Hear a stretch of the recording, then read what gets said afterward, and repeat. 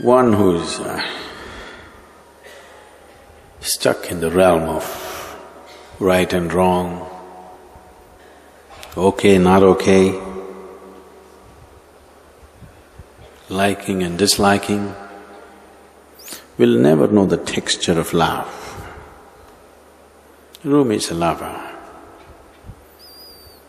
So he's talking a language which doesn't belong to right and wrong. Rumi is talking about a field or a realm beyond right and wrong,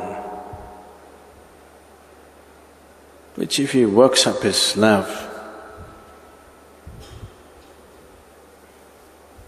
when it becomes intense enough, once in a way he gets to that realm or that field that he's talking about.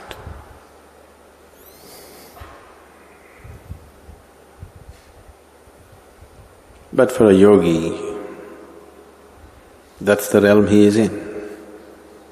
Once in a way he comes down to the realm of right and wrong when he has to deal with the world. Otherwise, that's where he is. And love is just one of the ways to get there. A sweet way, a pleasant way. But the problem with pleasantness is when something gets pleasant, for a lot of people, the journey gets pleasant, they'll never make it to the destination. It's unfortunate. It's wonderful if the journey is pleasant. It's the best way, the most intelligent way to get to the destination is making the journey pleasant and beautiful.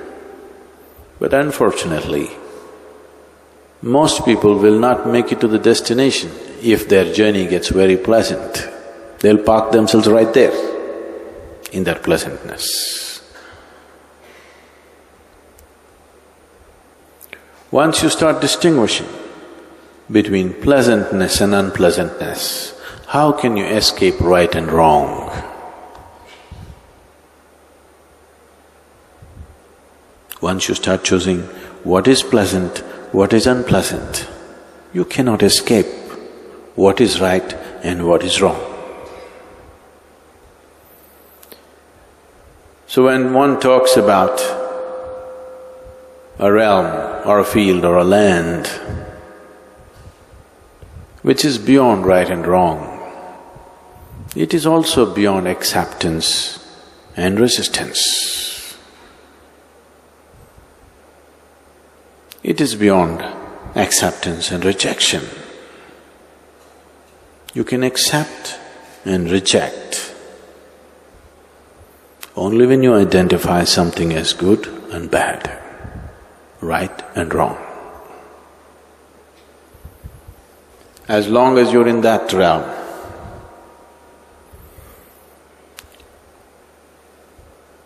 you will enjoy likes and dislikes. If you are placed in that which you consider as good, you'll enjoy that. If you are placed in that which you consider as bad, you will suffer that. In this state, this generally, here in this culture, we just dismiss this as rajas. Rajasic means like and dislike, pleasantness and unpleasantness, right and wrong, all these things. This state is very important for conducting the affairs of the world. But if you want to rule the inner kingdom, this is no good. If you want to be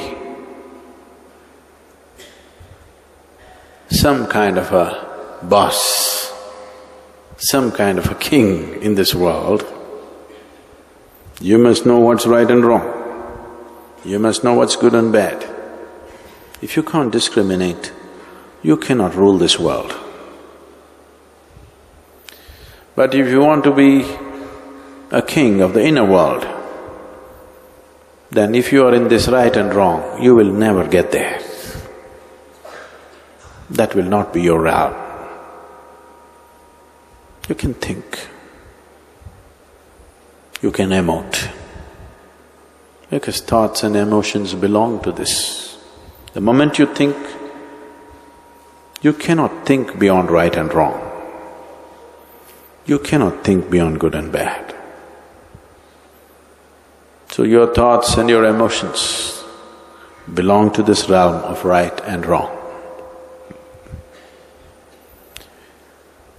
Once you are beyond that and you are in a field of where there is no right and wrong, there is no thought, nor is there emotion in this.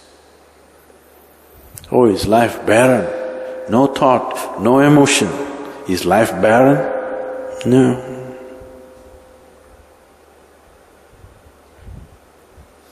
One who knows the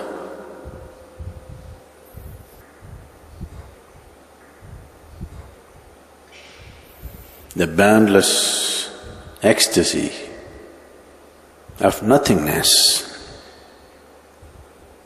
for him the taste of thought and emotion is very puny.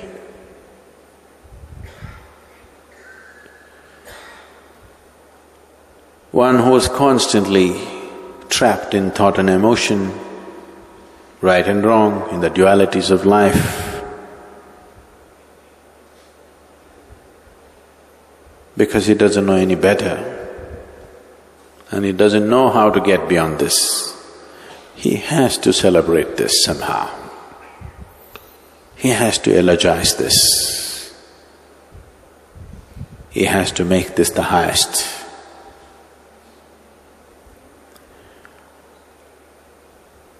Most of the world, most of humanity constantly goes about eulogizing as to what is good and what is bad, good qualities, bad qualities. This is what is loved and respected and acknowledged in the world. Simply sitting here, called stupid, no good. Once there is no right and wrong, it is not only that there is no thought and emotion,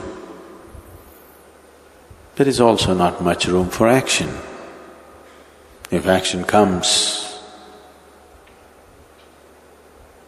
it comes only as a response to what's around. Because the need for action is completely gone in that person.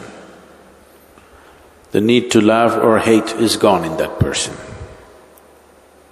So do not understand being beyond right and wrong is a state of love. No. It is well beyond love. To put it very simply, to put it in a terminology that is hugely corrupted, we can call that yoga, where everything has become one. Love is just an effort to get there. Love could be an escalator, but not the first floor. It is not a higher floor, it is just an escalator. But sometimes, if you are walking in the opposite direction, you could be on an escalator forever and not get anywhere. This happens in the airports, there are moving tracks. If you get onto the opposite one, you can walk forever, not get anywhere. Today people are hugely attached to this kind of moment, and that's why treadmills have become so popular.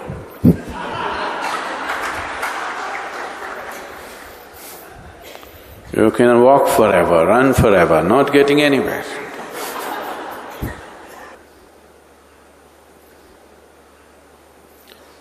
There is music on it, there is video on it, it is also telling you you're getting healthier by the second,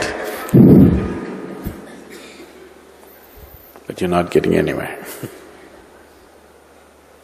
I didn't call this love, I call this untouchable.